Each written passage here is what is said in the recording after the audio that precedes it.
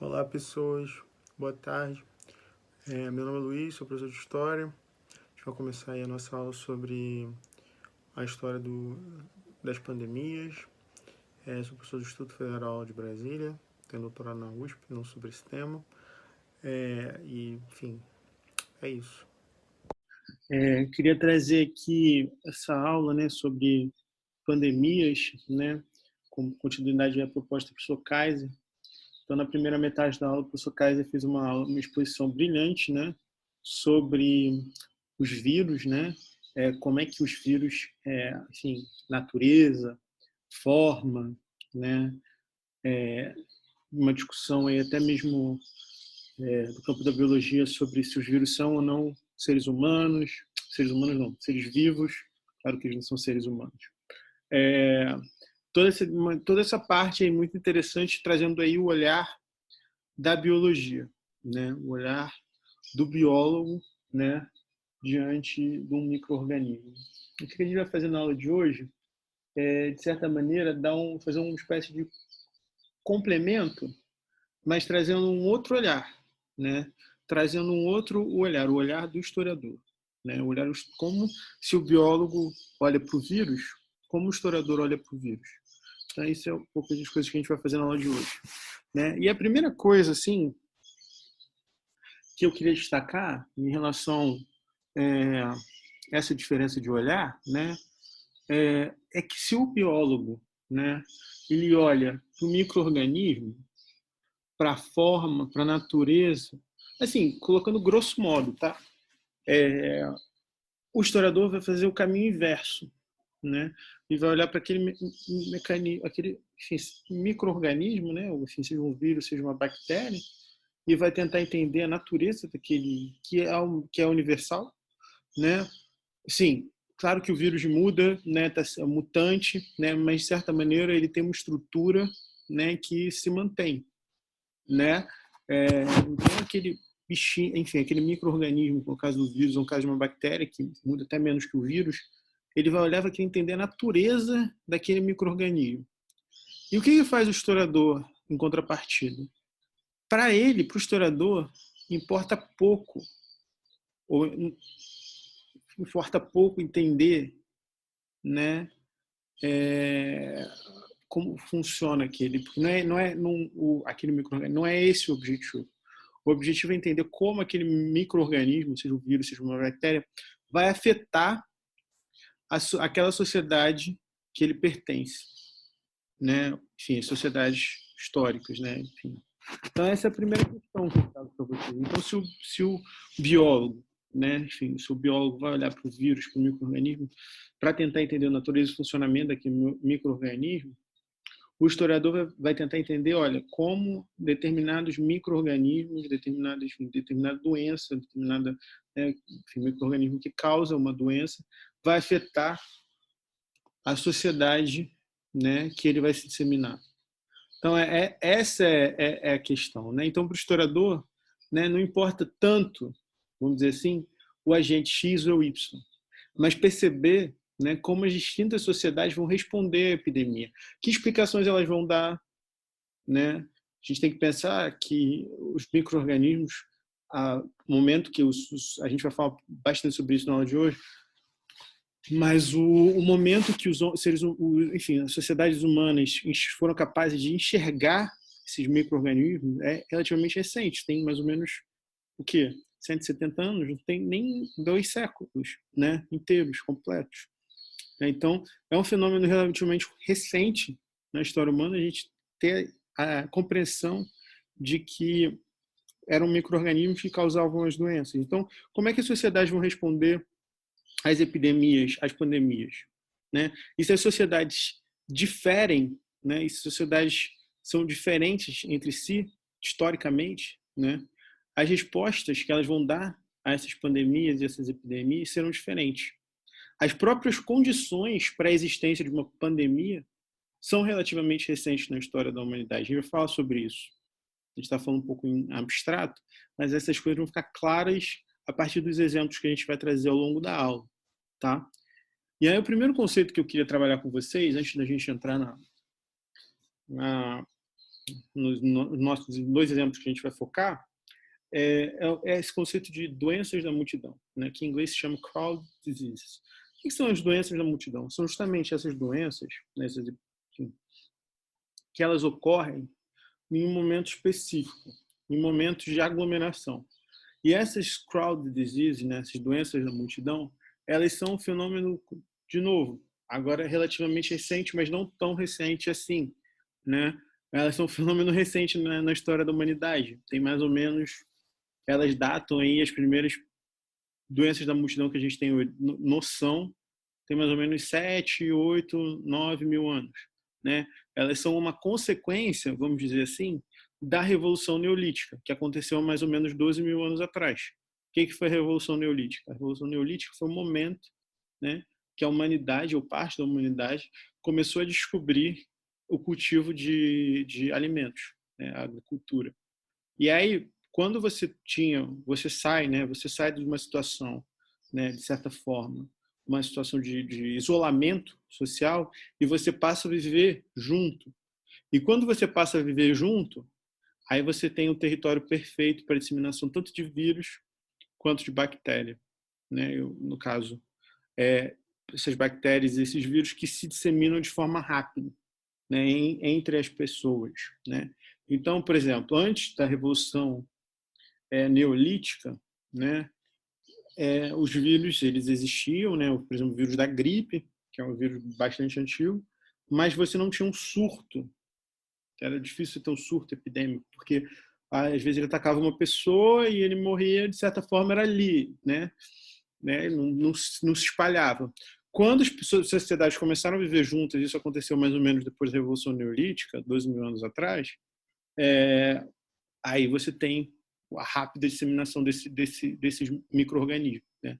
Então, antes da Revolução Neolítica, que matava muito, por exemplo? E na verdade mata até hoje, mas tinha um outro caráter, por exemplo, as doenças causadas por mosquitos, né?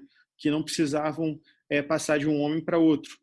Elas tinham ali o agente dessa doença, era um mosquito, por exemplo, a febre amarela, né? Que mais?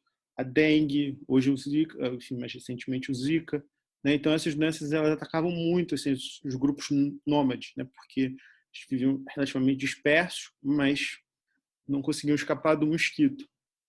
Quando você tem, né, a Revolução Neolítica, quando as pessoas começam a viver juntas, né? E aí você tem outro tipo você tem um ambiente favorável para a disseminação dessas doenças de multidão, como a gripe, a tuberculose, né? Então, enfim, que mais?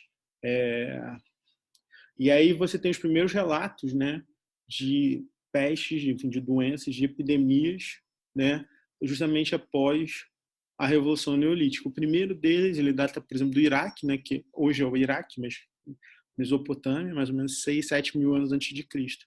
Primeiro surto conhecido de gripe da história da humanidade.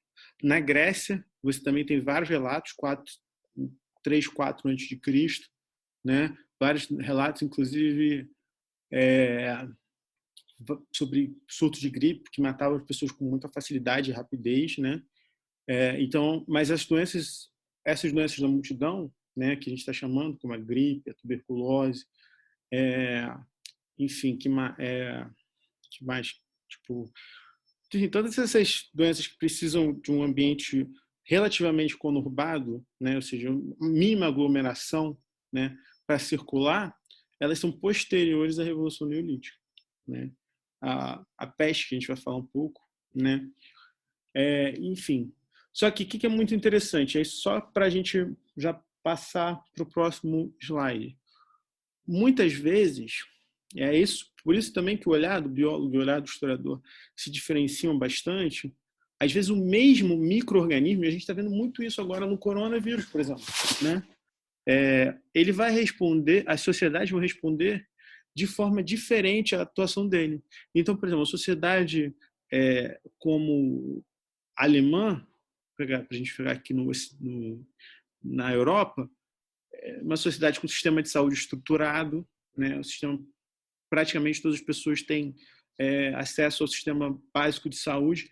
Ela conseguiu, de certa maneira, controlar relativamente bem o corona e, sobretudo, colocar os índices de mortalidade muito lá embaixo, né? Em torno de 1%, é um dos mais baixos do mundo. Agora, uma sociedade como, por exemplo, a americana, né? E agora enfrentou uma sociedade dos Estados Unidos, né? Que não tem um sistema de saúde estruturado, né? Quando muitas vezes você fazer um teste, só fazer o teste, né? O sistema estava cobrando. Agora eles estão lá com os desafios dele, mas cobrava cerca de $2.000, né? Teve mais dificuldade, né? Em encarar o mesmo agente, né? Então, assim, às vezes o mesmo agente biológico vai produzir em sociedades diferentes, e a gente agora está falando de países estrangeiros, né? De países diferentes entre si, da Alemanha e dos Estados Unidos. Mas a gente pode usar essa imagem que eu trouxe para pensar o passado, né? Como no passado várias sociedades diferentes vão encarar de forma diferente o mesmo micro-organismo, né?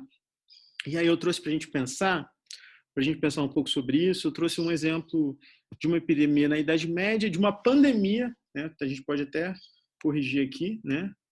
Putz, pulou. Uma pandemia no século 20, 19 para o 20, né? A gente vai falar sobre isso, né? Então, qual é essa primeira epidemia que a gente vai falar? A gente vai falar primeiro da peste negra, né? Eu pulei aqui os slides, deixa eu só voltar aqui. Não pulei não, tá certinho.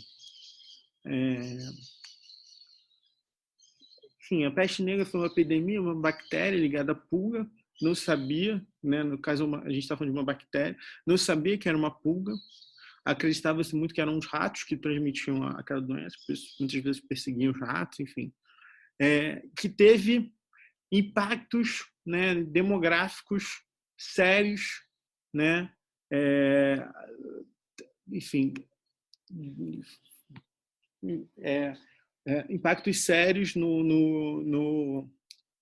na Europa, século XV, impactos demográficos, cerca de 10% da população, né, foi afetada pela peste, então teve uma mortalidade muito alta, e, sobretudo, ela teve impacto no fortalecimento do poder central, e aqui está errado, tá, gente? Eu que tenho que corrigir aqui, no fortalecimento do Estado absolutista, né? Porque, mais ou menos como até a gente está vendo agora, né? Precisava, para você combater uma epidemia, você precisava de uma certa estrutura, né? Administrativa, mais ou menos central. Você não podia combater aquela epidemia localmente, uma epidemia que muitas vezes se alastrava muito rapidamente. Então, para isso, tá, você precisava ter uma burocracia, você precisava ter um Estado que desse conta, né, de combater, né, as epidemias. Então, teve um impacto grande a peste negra, acho que não é incorreto falar isso, no fortalecimento do Estado absolutista. Acho que não seria incorreto. E no enfraquecimento também, né, do poder das nobrezas locais, né, por uma série de razões, né. Mas o que eu queria trazer para vocês hoje é uma questão muito interessante, é isso que eu queria contrastar, né, essa sociedade do século XVI, que é a sociedade medieval, que é uma sociedade que tem características que algumas a gente já trabalhou em sala, né, que é uma sociedade que não enfim, que o centro dessa sociedade não é necessariamente ela não enxerga, né, a responsável, enfim, então ela enxerga todos os atos, né, dessa sociedade, tudo aquilo que acontece nessa sociedade atribui-se uma causa, né, divina, uma causa extra mundana, né, que vai além da ação dos homens. Então, e aí é uma coisa muito interessante, né, que a gente já trabalhou, enfim, muitos de vocês em sala de aula, que eu sempre brinco, né, que eu sempre peço uma sociedade que ela vai tentar ler tudo aquilo que acontece como se tivesse um significado que não tivesse claro, que não fosse auto-evidente, né? Então, por exemplo, eles vão pensar, né, essa peste negra, né, pensar uma epidemia, e eles vão tentar atribuir a essa epidemia algum sentido, algum significado. É aquilo que eu sempre digo para vocês: quando essa sociedade olha um gato, ela não vê um gato, mas ela vê um símbolo. Ela vê um símbolo de alguma coisa, né? Ela vê, por exemplo, um gato negro, não é só um gato negro, né? Um gato preto, é um símbolo demoníaco, né? Ela tem aquilo ali, tem um significado, né? Então é uma sociedade que vê em tudo um significado. E não vai ser diferente com as doenças, né? É uma sociedade que vai enxergar, né, na transmissão de doenças, vai querer buscar um significado para essas doenças, né? Que tipo de significado eles vão dar? Primeiro, várias questões, né? A primeira coisa que eles vão tentar fazer rapidamente é atribuir uma culpa. Quem causou a peste? De quem é essa culpa? E aí é muito interessante, né? Para a gente pensar, uma sociedade que ainda não foi capaz de enxergar no microscópio os micro-organismos, pensar como é que essa sociedade enxerga e explica a peste negra, né? Por exemplo, e aí é muito interessante que é uma sociedade, e uma das coisas que a gente vai falar hoje, né? Que essa sociedade, mesmo a sociedade medieval, ela não é homogênea. Ela é dividida. É uma sociedade dividida, é uma sociedade fraturada. A gente costuma dizer que é uma sociedade fraturada em estamentos, né? Mas hoje a gente não vai trabalhar tanto com essa categoria de estamentos. A gente vai trabalhar com uma categoria mais fluida, uma categoria de eruditos e populares, né? E o que a gente pensa? O que, por exemplo, os eruditos, que é boa parte do corpo ligados ao corpo da Igreja Católica, eles pensavam sobre a peste, né? Eles tentavam associar a peste a aparecimento de corpos e fenômenos celestes. Então, por exemplo, a peste acontece quando passa um cometa, por exemplo, né? Passou o cometa Halley, o mais famoso dos cometas, é, então vai acontecer uma peste. Ou outro, né? Júpiter, né? O planeta Júpiter está alinhado com Saturno. Então o alinhamento dos planetas, o alinhamento de Júpiter e Saturno, né? Aos olhos da Terra. Então, opa, vai acontecer uma peste. Então, essa foi uma teoria que se disseminou muito rapidamente entre os eruditos, né? Essa teoria que associava diretamente a peste aos corpos e aos fenômenos celestes, os fenômenos do céu. Tentavam atribuir um significado para essa doença a partir da observação do céu. Eu acho bem bonito isso, bem interessante. Tinha uma explicação dos populares também, das classes, dos grupos populares, dos camponeses, né? E aí é uma explicação que eu acho que a gente pode até fazer um paralelo com a nossa sociedade de hoje, é procurar, né? Eles queriam, né, procurar os semeadores do contágio. Quem espalhava, segundo eles, né, segundo a teoria, espalhava de forma voluntária a doença. E aí era preciso procurar esses semeadores do contágio e punir. Claramente, obviamente, né,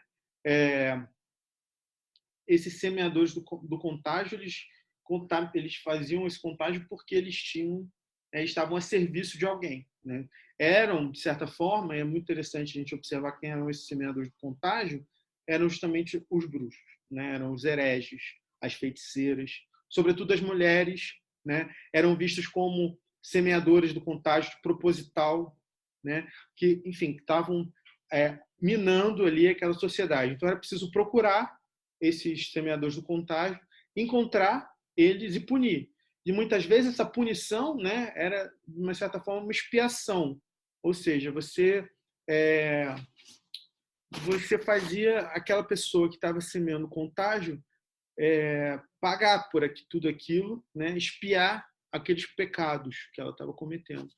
Isso podia ser só na forma de um lixamento, podia, enfim, colocar a pessoa na fogueira, né? E é interessante a gente pensar que, sobretudo, que sempre, né, quem vão ser esses semeadores do contágio? Vão ser, sobretudo, né, vão ser os hereges, não chamados hereges, mas, sobretudo, as mulheres. Sobretudo, as mulheres vão ser vistas, né, como agentes do contágio, como perturbadoras daquela ordem social, espalhando de forma voluntária a doença. De novo, aí também tem uma associação, uma explicação simbólica, né? Você procurar sempre um símbolo, né?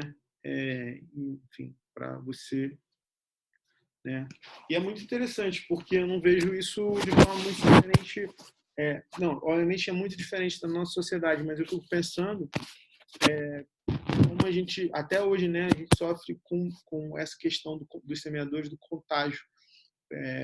Teve por exemplo, aqui em Brasília, né, ficou bem conhecido o sujeito que foi o paciente, a segunda pessoa que pegou o coronavírus, e rapidamente nas redes sociais todo mundo já sabia da vida do cara, a foto do cara, quem era o cara, se ele tinha uma amante, se ele não tinha.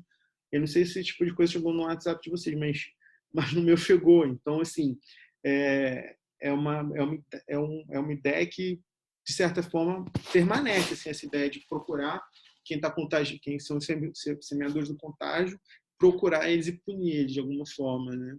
Atribuir alguma sanção. E tinha, né, enfim, por fim, né, é uma terceira explicação, é uma explicação híbrida, né, que é uma explicação ao mesmo tempo tanto dos eruditos, né, tanto de um lado as pessoas, enfim, as pessoas letradas, né, ligadas sobretudo à Igreja Católica, né, o clero, quanto dos populares, né, uma explicação que me circulava, vamos dizer assim, que era a explicação de dizer, olha, essa peste é uma questão divina. Essa é uma sociedade, enfim, uma sociedade que procura em tudo símbolo, uma sociedade que Deus tem uma importância central, né? Uma sociedade que a religião tem uma importância central, uma sociedade que não é secularizada, né? Esse é um conceito importante. Né? O que é uma sociedade que não é secularizada? É uma sociedade que explica todos os fenômenos a partir de um ponto de vista religioso. Né? Então, essa é uma sociedade não secularizada, né? E então eu vou atribuir a peste uma causa divina. Olha, Deus, muito irritado com os pecados de uma população inteira, vai decidir se vingar. E, portanto, para apaziguar Deus era preciso fazer uma penitência, ou seja, fazer um sacrifício, né? E é muito interessante, porque nessa doutrina, nessa leitura, não se pode ter medo da peste. A peste é inevitável, ela é uma decisão dos deuses. Então, a única coisa que você pode fazer diante de uma decisão divina é você aceitar essa, essa, esse mal e se resignar, ou fazer algum tipo de penitência. Né? Penitência pode ser várias. Pode ser, enfim, se dar várias escutadas, rezar durante horas em cima de uma posição dolorida, né? Fazer um jejum, né? Enfim, isso é uma coisa da Idade Média, né? Esse negócio de jejum, essas coisas todas, né? Jejum hoje em dia. Enfim, então é uma sociedade que você tem que aceitar, né? Você tem que aceitar essa decisão e se resignar diante disso. Se morrer, morreu, né? Gripezinha matou, é isso. E aí a gente aceita as decisões divinas, né? Então essa é uma terceira explicação.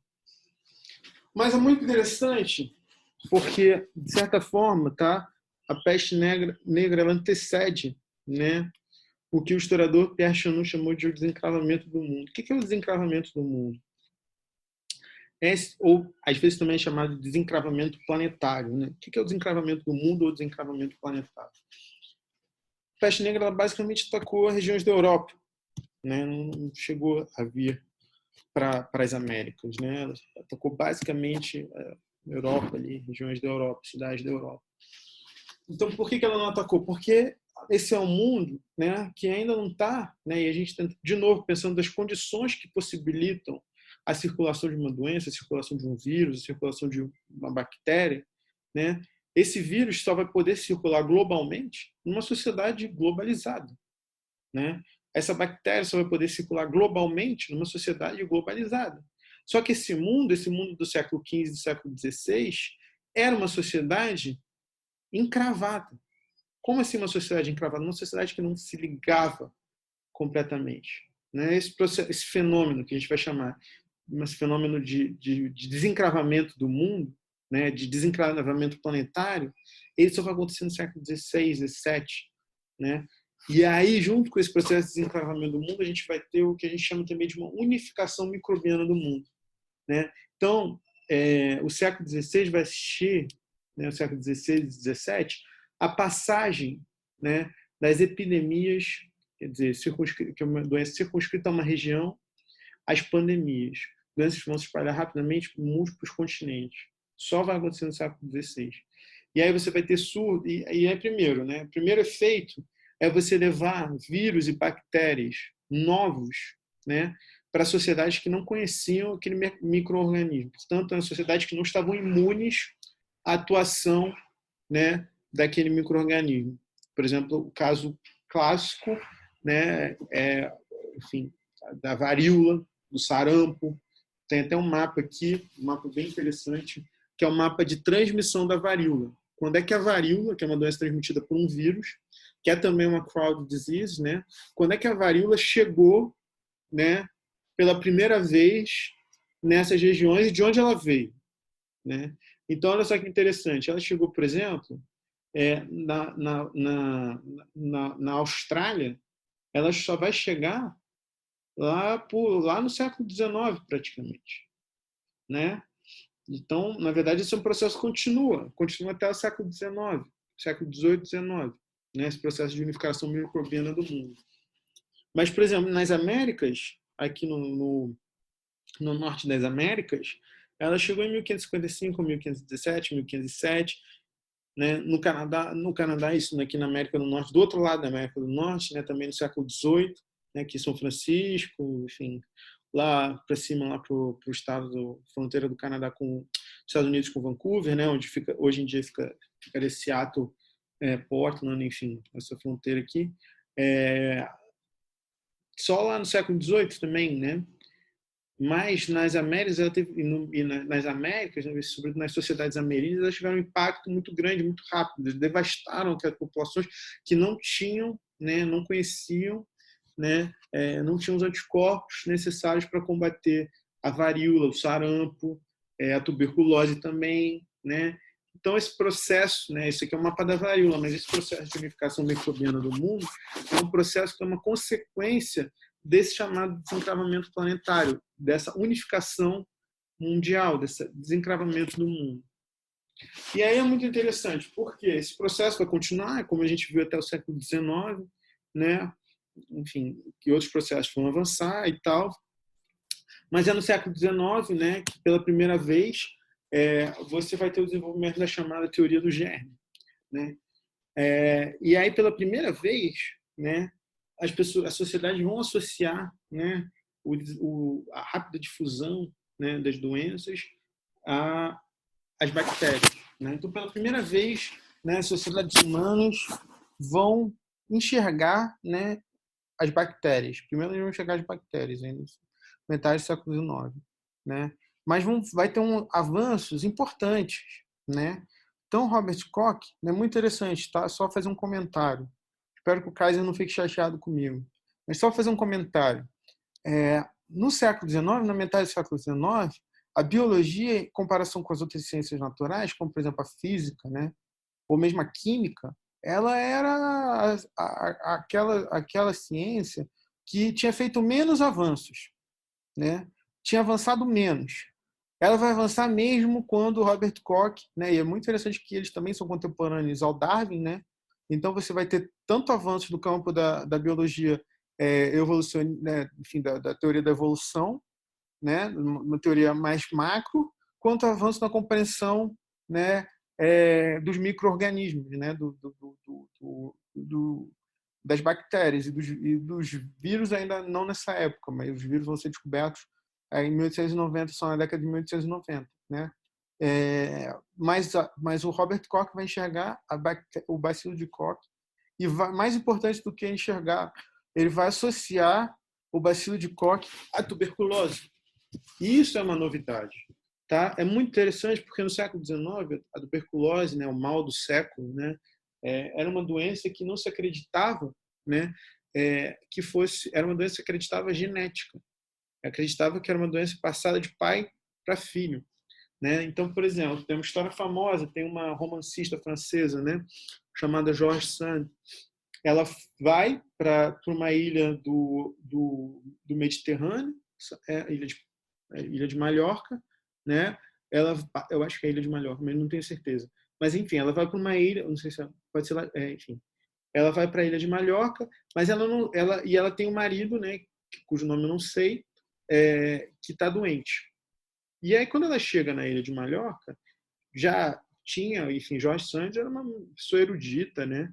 Era uma mulher erudita, escreveu vários livros, é uma romancista muito conhecida na França, embora não seja tão conhecida no resto do mundo, né? É, ela, enfim, ela chega e fala, olha, vocês não podem, é a primeira notícia que ela recebe, vocês não podem ficar aqui não, porque aqui não tem nenhum caso com essa doença e a gente não quer que se espalhe, né?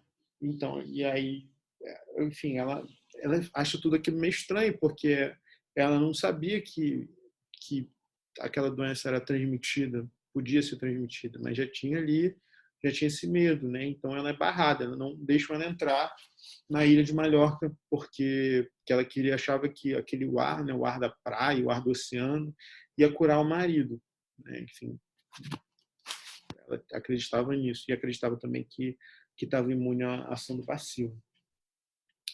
Enfim, e a biologia vai avançar muito, tanto com Koch, né, quanto com Pasteur, né, que ele vai ser o crítico da chamada teoria da geração espontânea. O que é a teoria da geração espontânea? É uma teoria que teve várias variantes, mas teve variações, né, ao longo do século XIII até o século XIX, até antes, né, na verdade, que é a ideia de que, enfim, os micro-organismos, né, eles se, como eu vou te dizer, eles, eles, eles nascem, né, de geração espontânea. Então, você, por exemplo, deixa um pedaço de carne dentro de um vidro, né, fechado, né, e aí você acredita que o vidro completamente fechado, né, que depois aquele negócio começa a apodrecer. E aí você acredita que daquele pedaço de carne vai nascer a minhoca, né, vai nascer um fungo, vai nascer um rato até, às vezes, algumas variações da teoria da geração espontânea. E o Luiz Pasteur vai falar que não. Vai falar, olha, não, isso aí tudo não existe, na verdade. Os micro-organismos, eles não saem da matéria, de uma matéria viva, né? Eles não nascem de geração espontânea. Eles vêm pelo ar, né? Enfim, eles vêm de outras formas, mas eles não nascem daquela matéria morta, né? E ele vai fazer isso, ele vai vedar completamente um vidro e vai provar, olha, esse vidro aqui vedado, a carne está assim, esse vidro não vedado, a carne está assada, né? E ele vai mostrar empiricamente que a teoria da geração espontânea é uma mentira. E com isso ele vai, né? Até hoje, né? Até hoje a gente chama os processos de pasteurização, né? Que é, enfim, os processos de tratamento do leite, né? Que é justamente, né? Justamente um legado, né? Do Pasteur. Enfim, e todo esse desenvolvimento, né, essa teoria do germe, em 1909, né, eles vão descobrir pela primeira vez o vírus, né, ainda que não fosse possível observá-lo em microscópio. Só vão observar o vírus lá nos anos 30, 40. Né? O Kaiser chegou a falar isso na aula dele. Mas o impacto concreto que essas descobertas, tanto do Koch quanto do Pasteur, vão ter na vida das pessoas, vai ser o fortalecimento dos poderes chamados médicos sanitaristas. No Brasil, por exemplo, o Oswaldo Cruz, né? Que a gente vai falar mais para frente, que agora, lado a lado com os planejadores urbanos, vão intervir diretamente para controlar as doenças. Né? Então, eles vão ter um impacto direto no planejamento urbano, que é uma ideia também do século XIX. Né? Olha, a gente vai controlar, eles vão fazer várias ações, por exemplo, reorganizar o espaço urbano. Né? Por exemplo, se a gente está pensando nessas doenças da multidão, pensando na questão do contágio, se você tem muitas pessoas vivendo num lugar, o contágio vai ser mais rápido. Então, você abre, por exemplo, grandes avenidas para que aquelas pessoas tenham um certo distanciamento social entre si. Né?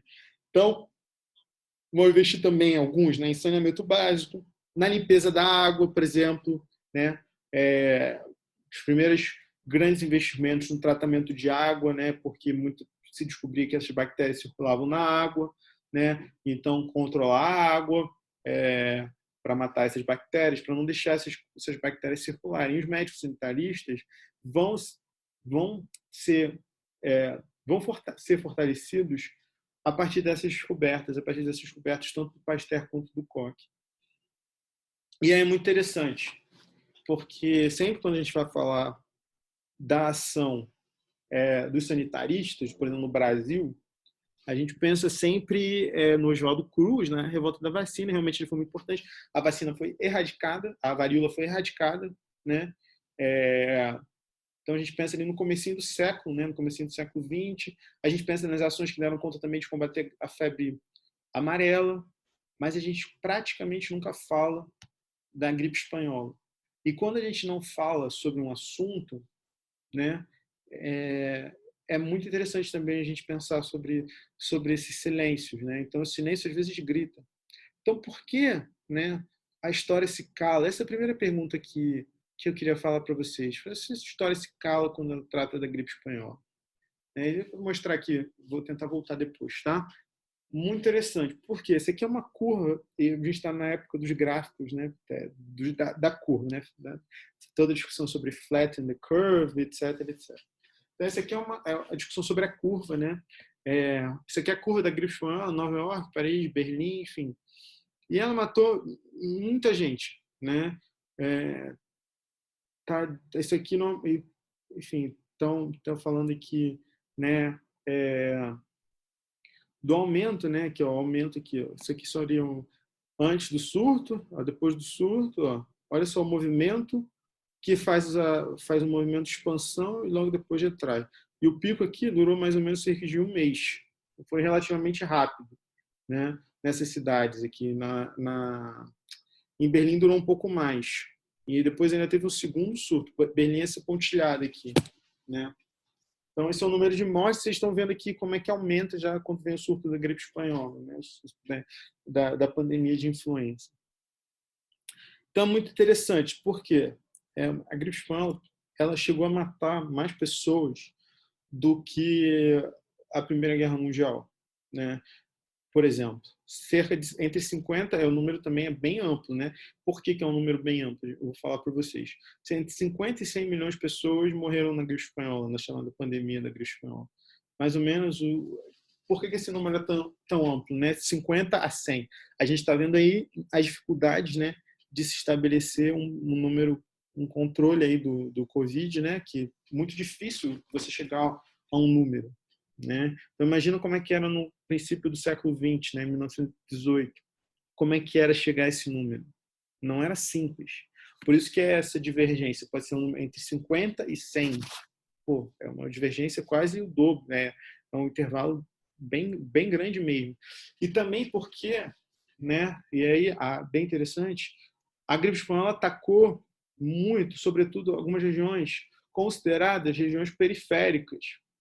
Obviamente, ela atacou Nova York, Paris, Berlim, como a gente viu naquele gráfico, mas a maior parte das pessoas que morreram na gripe espanhola foram pessoas na África do Sul, na Índia, né?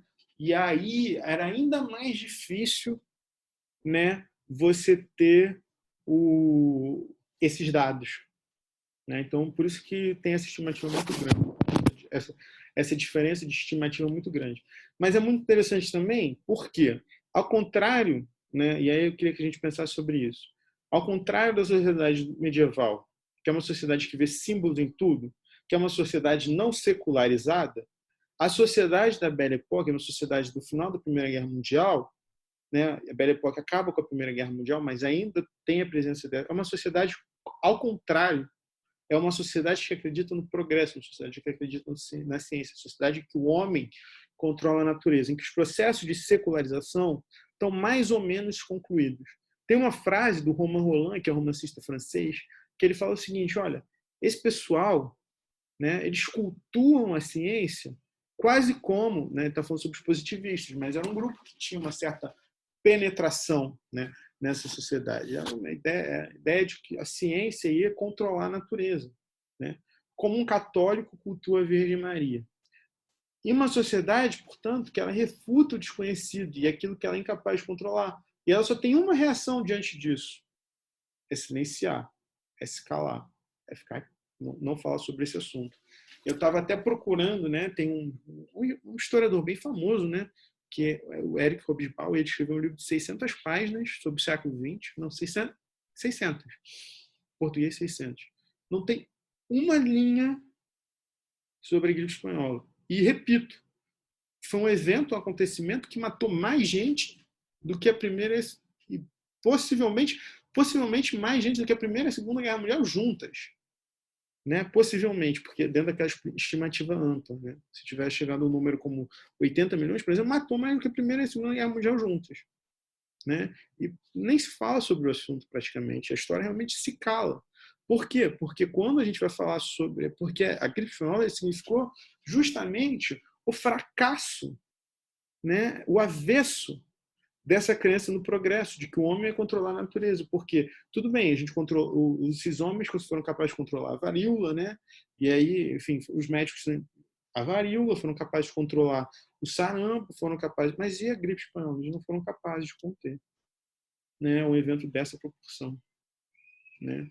E aí é uma ferida, às vezes, tão difícil que, enfim, e que ia tanto na contramão dessa autoimagem que essa sociedade fazia sobre si, né? Uma sociedade que era capaz de controlar todas as doenças, né? Que eles decidiram, que, enfim, decidiram não, mas que praticamente não se falava sobre esse assunto. Agora que esse assunto aí voltou, porque a gente está vendo uma coisa muito parecida com o que foi a gripe espanhola, né? Muito parecida mesmo. Então, vamos continuar. Isso aí já. E é muito interessante, aí eu vou falar só um pouquinho sobre isso, porque eu já devo ter estourado em meu tempo, sobre como a gripe espanhola ela alterou as relações que as pessoas tinham com a morte, né? As pessoas eram um cadáver atirado em cima do outro. Foi uma coisa assim realmente assustadora. Esse é o depoimento do Nelson Rodrigues.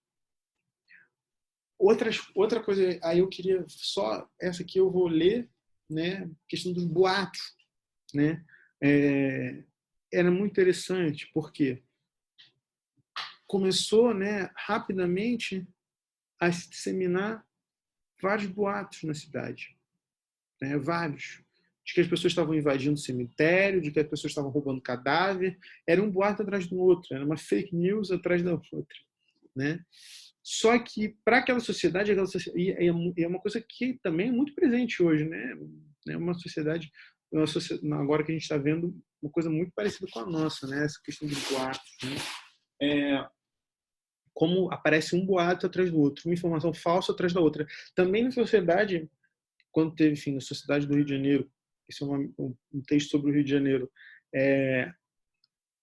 apareceram um boato atrás do outro, né? Então, boato de necrofilia, boato de ataque aos cemitérios, boato de ataque às padarias, boato de tudo, né? Boato de curas mágicas para gripe, tudo isso apareceu, né? Então, é muito interessante também a gente pensar sobre isso. E aí, só para a gente finalizar, e aí é uma discussão que alguns historiadores, né, e a gente está vendo de novo essa discussão,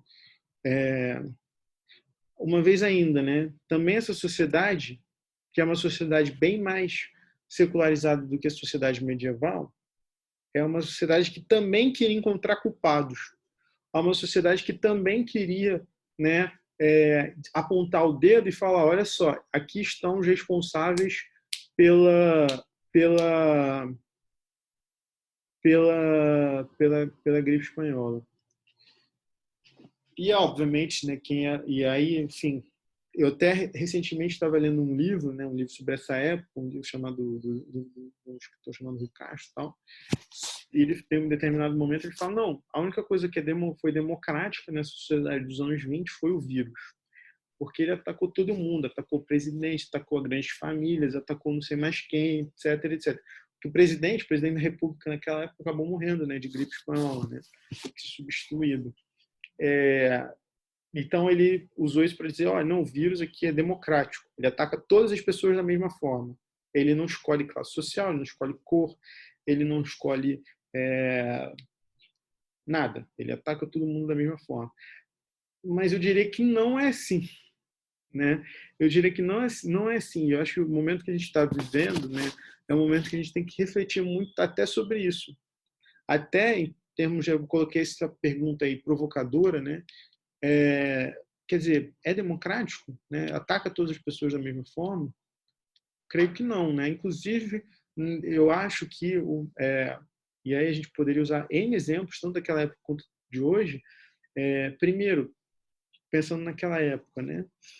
As pessoas que tinham maior poder aquisitivo, elas foram capazes, por exemplo, de fugir, né? Várias foram para as fazendas, né? Que elas tinham, a chamada Casa do Campo, uma segunda casa, que, enfim, conseguiram ir para aquela casa passar esse momento, até o surto epidêmico passar, né? Enfim, também não tinham que se preocupar com a questão de alimentação, por exemplo, né? E aí, mas eu acho que assim, para a gente tem vários exemplos que a gente poderia pensar para desconstruir esse argumento, mas eu acho que o melhor exemplo é pensar o que está acontecendo hoje, né? Então, essa é uma imagem aqui que eu trouxe do jornal Globo, né? Uma capa que logo no começo da pandemia, né? E a gente pensar como muitas vezes, né? O vírus ele não cai numa sociedade. A sociedade que o vírus ataca não é uma sociedade democrática. Então, o vírus não vai atacar as pessoas da mesma forma, né? E ele vai reforçar muitas vezes esse processo de estigmatização, né? Fico pensando, por exemplo, agora o governo parou de falar esse nome, mas aquela ideia do Corona Voucher, né? A ideia de que era reforçar também a estigmatização de um determinado grupo que precisava desse auxílio, né? Reforçava justamente, ó, esse pessoal aqui está precisando do Corona Voucher. Não, agora o governo está usando o nome correto, que é renda básica emergencial, né?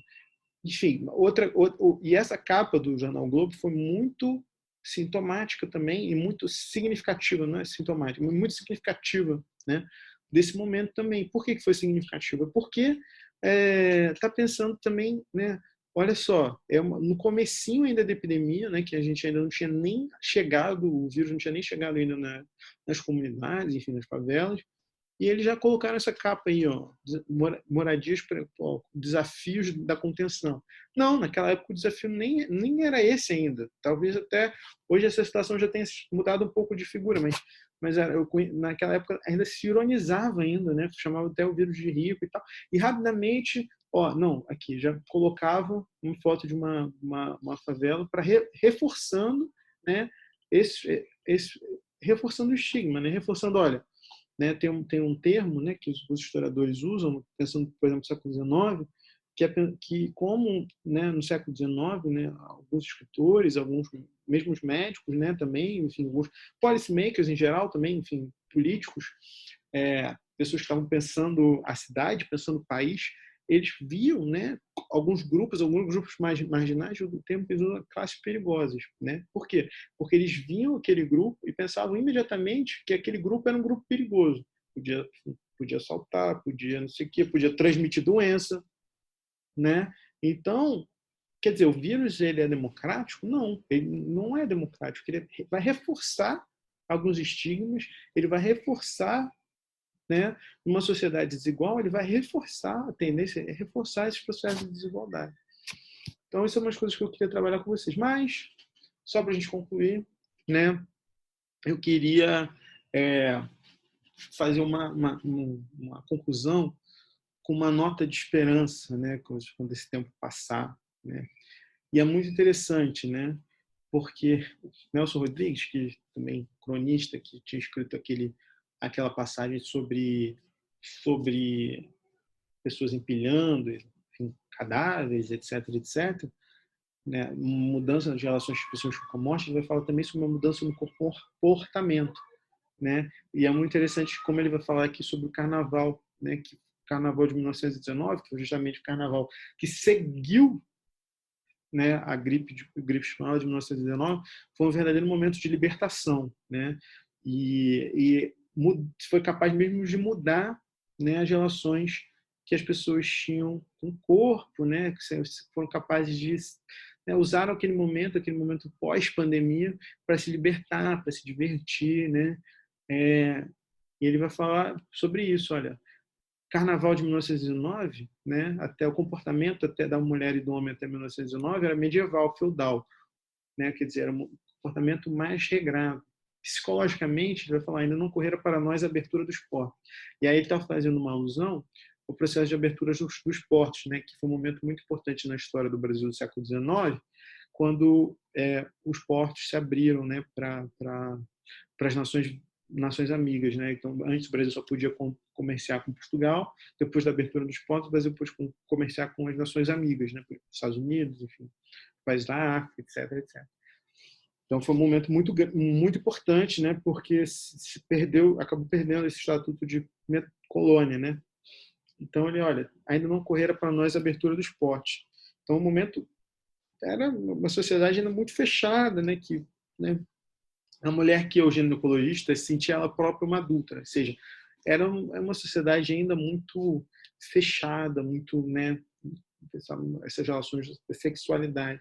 E com a gripe espanhola acabou as pessoas se libertarem, né, de certa forma dessa foi um momento assim de catarse, vamos dizer, o Carnaval de 1919, né? Enfim, tem relatos assim no jornal muito impressionantes sobre esse carnaval, pessoas até, enfim, completamente embriagadas, se divertindo e tal. Então depois, então assim, queria encerrar com uma conclusão assim, que depois da pandemia, né, vem o carnaval, né, e aí tem essa marchinha, né, que eu trouxe para a gente encerrar a nossa pandemia. Assim aqui viva a folia, viva a momo, viva a troça. Não há tristeza que possa suportar tanta alegria. Quem não morreu da espanhola, quem dela pôde escapar, não dá mais tratos à bola, toca rir, toca brincar. Então todo mundo aí a gente vai sobreviver a esse momento. Eu espero que a gente possa brincar muito no carnaval do próximo ano e fazer muitas festas e vai ser muito difícil suportar tanta alegria. Então um abraço, gente. Falou!